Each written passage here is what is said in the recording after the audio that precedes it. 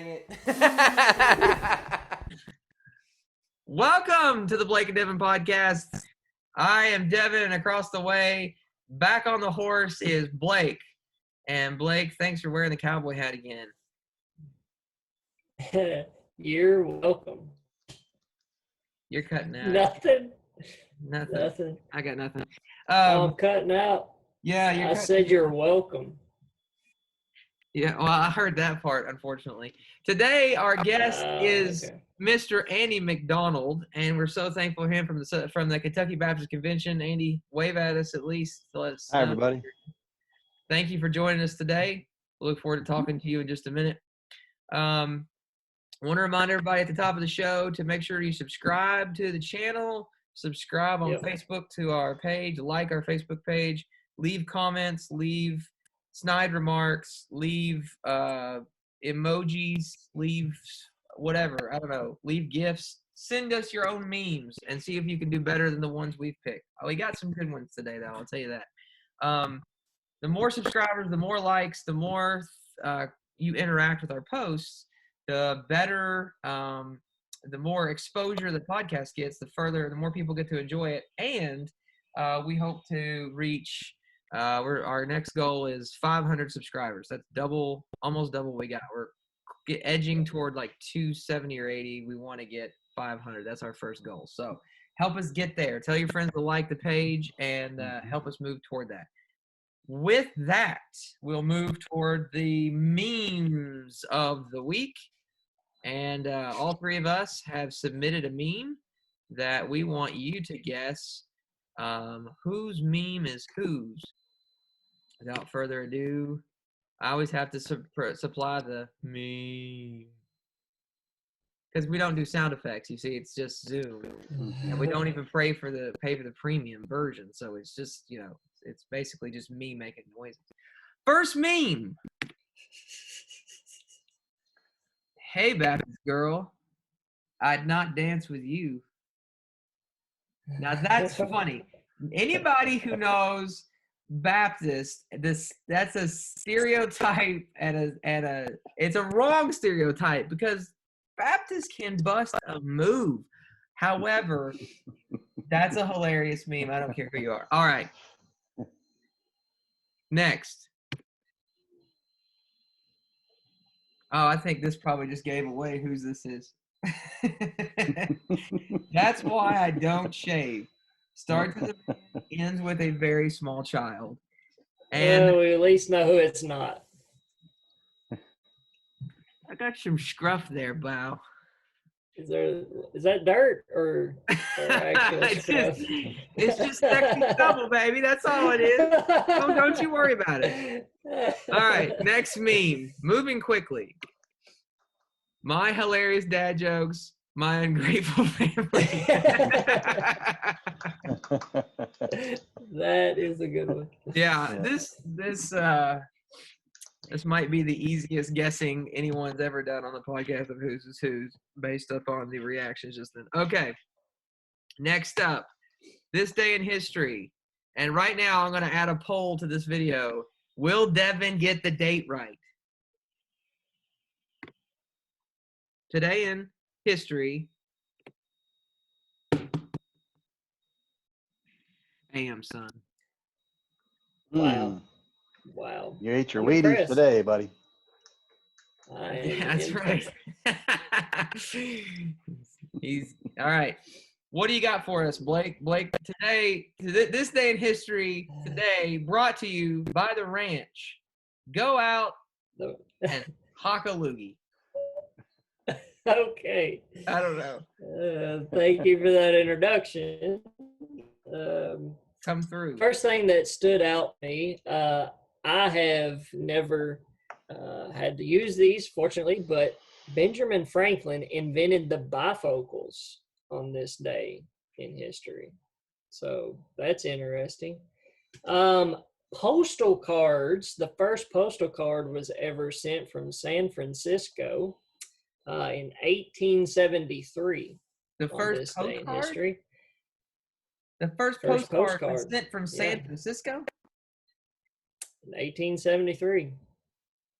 Huh. That seems like a Jeopardy question. We're gonna nail now. The first no-hitter in baseball was thrown on this day in history. We had a little baseball trivia last week, so follow that up again with this week. And then the last thing that really caught my eye was 6 feet of snow fell on this day in history in the state of Iowa. Oh. I don't know how much snow in Iowa they really get, but 6 feet of snow in one day is, woo, that's brutal. That is that's obviously that's a record. Otherwise, it wouldn't be in this day in history. Gotta be. Yeah. Obviously. Okay. Absolutely. Fascinating stuff. Bifocals, no hitter, first postcard from San Francisco, and 6 feet of snow, and all on the 23rd. All on the 23rd. And one day, they're going to be like, and we were all in a pandemic in our basements, watching in a weird times. Okay, so let me introduce our guest now and go into gallery view here. Our guest today is the North Central Region Consultant for the Kentucky Baptist Convention, and his name is Andy McDonald. Andy, thank you for joining us today. How are you? I'm good. Good to be with you all. Appreciate the opportunity. Oh, yeah. The audience is massive here. You're welcome for the exposure. I'm just glad to be with you guys. That's right. That's right. You're just honored to talk with us. That's so sweet. Okay. Well, let's start out with tell us a little bit about yourself. Where are you from? How many kids you have? What's your job? What do you do with this title of the North Central Region Consultant? Sure. Well, again, thanks for letting me be here. My role at the Kentucky Baptist Convention is as a regional consultant, allows me to interact with about 400 churches. Wow. And I'm really blessed to do that. But of much greater consequence in my life is I'm married to Lisa. It will be 31 years, July 1st. That woman has put up with me. She's 31 amazing. Years. Congratulations. Yep. Yeah, thank you. Yeah, absolutely. And we're both originally from the great state of Michigan, and may or may not be Wolverine fans. And we have 3 sons. You just triggered some of our audience right there with that flash. Absolutely. So, you just lost probably a half of the time. I apologize. The views of the guest are not necessarily those. That's right. We got to put a disclaimer on this video. Yeah.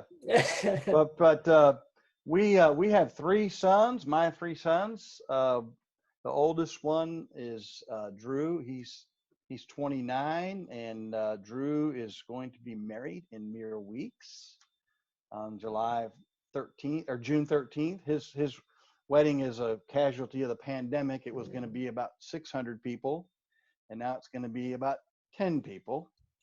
Nice. But and he came to me long ago, and he said, "Dad, I want you to do my wedding." And then he said, "Because I don't want to pay the preacher." So, thanks a lot, buddy. Yeah. And then our middle son. Yeah. Yeah, because we're making a killing on those. Oh yeah, That's how you pay the bills at the old wedding gig. So our middle son Caleb, he's married for nearly 5 years. He lives in Wilmington, North Carolina, where his wife is from, and Caleb is an awesome young man, and he works for a company called N2, the letter N, the number 2. And this company goes into high-end subdivision gated communities and convinces those people that they need a community magazine.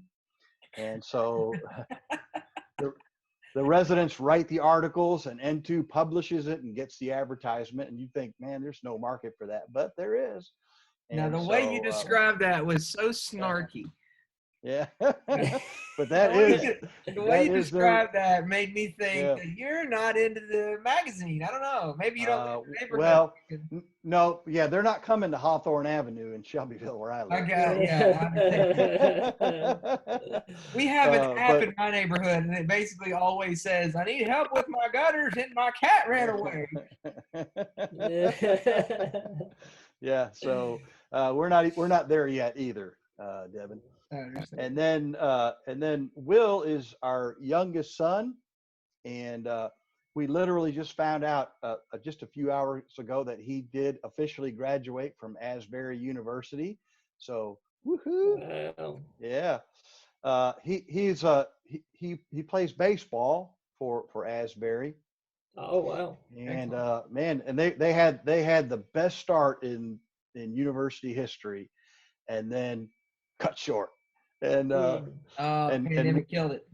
yeah, and Will's a pitcher, and he was one win away from having all-time win record for Asbury, and 24 strikeouts away from having that record. So, Oh my gosh. man. but the good news is that the NAIA has given spring sports another season, and so Will's, Lord willing, going to go get his master's degree and play another season. So we get to Oh, watch good. baseball for Very a cool. few more months next year. So anyway, that's my family. Originally, my wife is from Detroit. She was born and raised in Detroit the first 12 years of her life, and I'm originally from Dearborn, Michigan, Henry Ford's hometown. Uh, Huge Middle Eastern population in Dearborn, Huh. and probably it has been true. I don't think that it's any different that the Detroit area, particularly Dearborn, has the largest population of Arabic people in the world, next to the Middle East, of course. Wow. And so, yeah, it's pretty amazing. I always say if the International Mission Board wants to see how to reach the Middle East, spend 30 minutes on my mom's front porch. That's right. So That's yeah, wild. That's wild. I didn't. Oh, I don't. yeah, I didn't know that. Very, Interesting. very interesting. yeah. I love it. I love going back. We go back 2-3 times a year. And So, how did so you get yeah, involved in the Kentucky Baptist Convention, and what do you do there now? yeah. So I've been there about 6.5 years now. And originally, Chuck McAllister used to serve with the KBC, and he was the evangelism team leader. And he asked me if I would consider coming and joining him on that team at the Kentucky Baptist Convention. My wife and I prayed about it and felt led to do that. So, like I said, I've been there about 6.5 years. And for the first 6 years, till January 1 of this year, I was on the evangelism team and just spent a lot of time really going around the state, meeting with pastors and other leaders, and just trying to ring the bell for evangelism, training, encourage guys to be personally evangelistic in their lives. And I love doing that. That's just always been my heart. When I got saved, I wasn't raised in church. And so when I got saved, no one had to tell me to go tell that story. I just couldn't wait to tell people about what God had done for me. And so I'm grateful that he gave me a passion for trying to reach lost people. And but this year, starting January 1, I was asked to take a new role.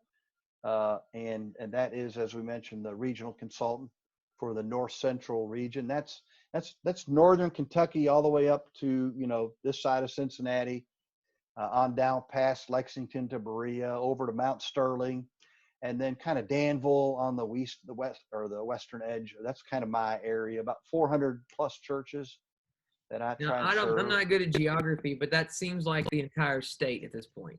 Yeah, it's pretty good size. Although it's considerably smaller than what I did have when I was on the evangelism team, when I had the whole eastern half of the state, which included the mountains and all of that. So, Wow. But it's a wonderful region to be serving in. There's just so many godly men and women in our churches there, and it's been a blast to get to know them. I knew a lot of them already, but to get to know them better and just see how I can help them and pray for them, resource them, that kind of thing. Okay, well, you're mentioning resources, so this leads naturally into the next question. For many of the people watching this, they're not Baptists, and they would probably like to know, what does the convention, the Kentucky Baptist Convention, do for Kentucky Baptist churches? Clearly, the convention is for Baptist churches. So what does it do? What's its purpose? How does it serve the church? Well, great question. And so our mission statement is that the Kentucky Baptist Convention was created by churches for churches to help churches reach Kentucky and the world for Christ. And so we are a church-centric ministry. And we have three sort of ministry teams. I'm on the church consulting and revitalization team. There's an evangelism team that I mentioned earlier, and then there's a missions mobilization team. Then there's a fourth team. That's the executive team. That's our communication team, business and finance, and those folks as well. And but together we're one team, and our singular focus is to serve Kentucky Baptist churches. So for guys like me, that means I'm meeting with pastors. I'm trying to call them. I'm trying to build relationships with them. I'm trying to see what it is that they need in terms of resources. If we can help them, if we can provide a book, a training kit, if we can help them to kind of know best practices, we'll do whatever it takes to try and help them with their needs. And during a global pandemic, obviously, that created a whole set of new needs in our churches. No one's ever been through this before. And so, a lot of our pastors, like all the rest of us, weren't very prepared, but it was an amazing thing to watch God begin to work in their lives, and to see these men. I know it's a cliche to say that they were building the airplane while it was flying, but that's really what they were doing. And we had guys, older pastors, not just but older pastors, didn't ever cross their mind to have anything to do with Facebook. And a week or two in, man, they're on there, they're doing Facebook Live, because they just saw, this is the way if I'm going to connect with my people, and we're going to continue to be on mission and share the gospel, this is what we're going to have to do to make that happen. And so they did.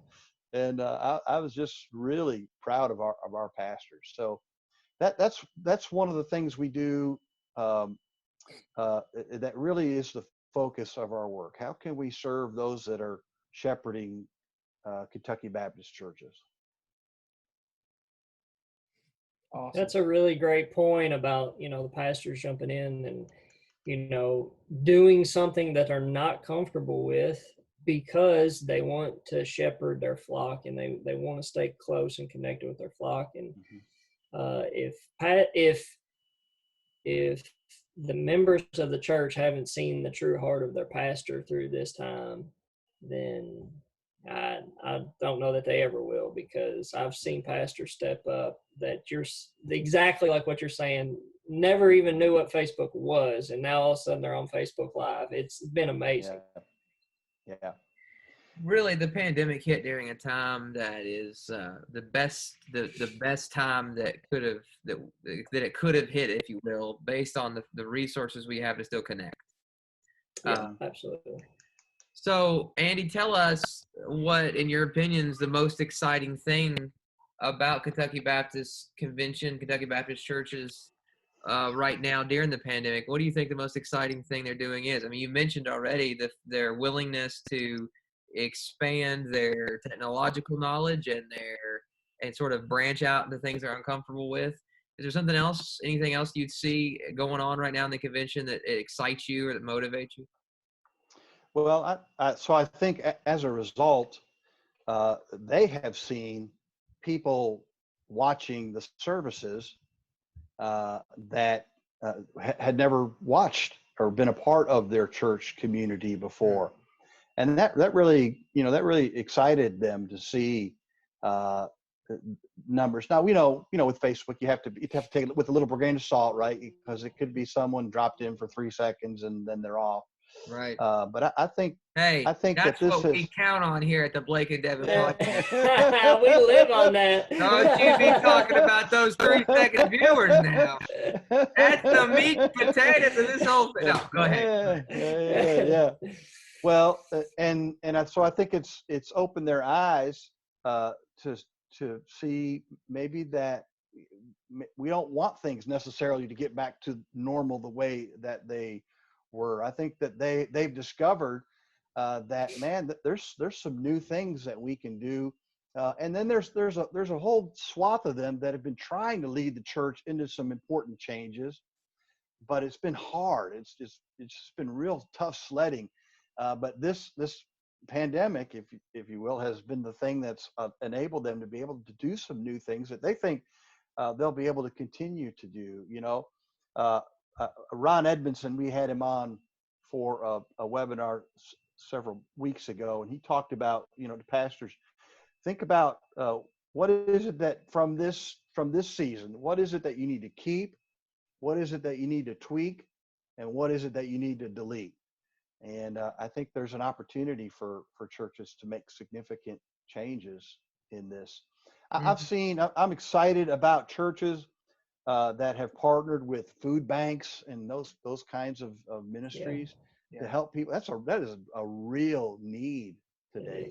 There are people that are genuinely hurting. Obviously, so many folks have lost their jobs, and and whatever money maybe they got through a check from the government, that's long gone. So I've really seen a lot of our churches step up and do a demonstration of the gospel by meeting people's physical needs, but then also declaring the gospel, giving them the message of Jesus and inviting them to trust in it. So I'm excited about that, about the opportunities that this has provided. Yeah, absolutely.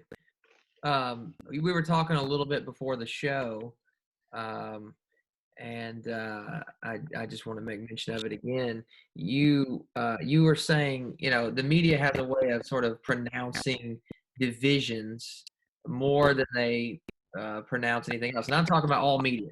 I'm referring to papers and television. Everything has a way of sort of stoking a small little ember into a bonfire or a forest fire, even if they can. There's always this desire to keep controversy stirring. And so we hear in Baptist life and in the church life and through different sources the great disunity there is among Southern Baptist churches.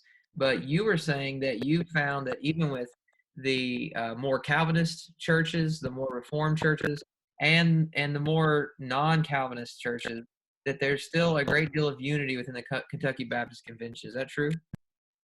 Yeah, there really is, and by the grace of God, and that's because obviously because the Lord has blessed us, but there are a lot of wise and mature leaders pastoring our churches, and we've all seen that we truly are better together.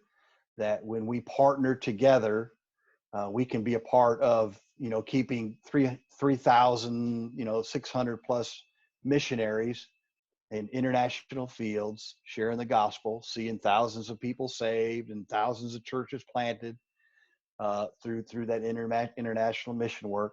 And then we have North American missionaries. We've got 5,200 North American missionaries. They've planted a bunch of churches, and they're reaching a bunch of people in the United States and Canada, and so I think people have decided, man, that's what this is about.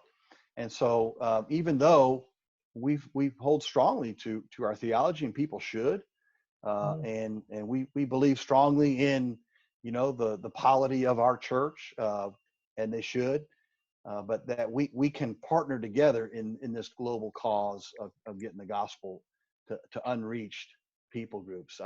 I'm looking at IMB statistics right now, and right now our missionaries are engaging 847 people groups, but there are right now 3,176 unengaged, unreached people groups in the world.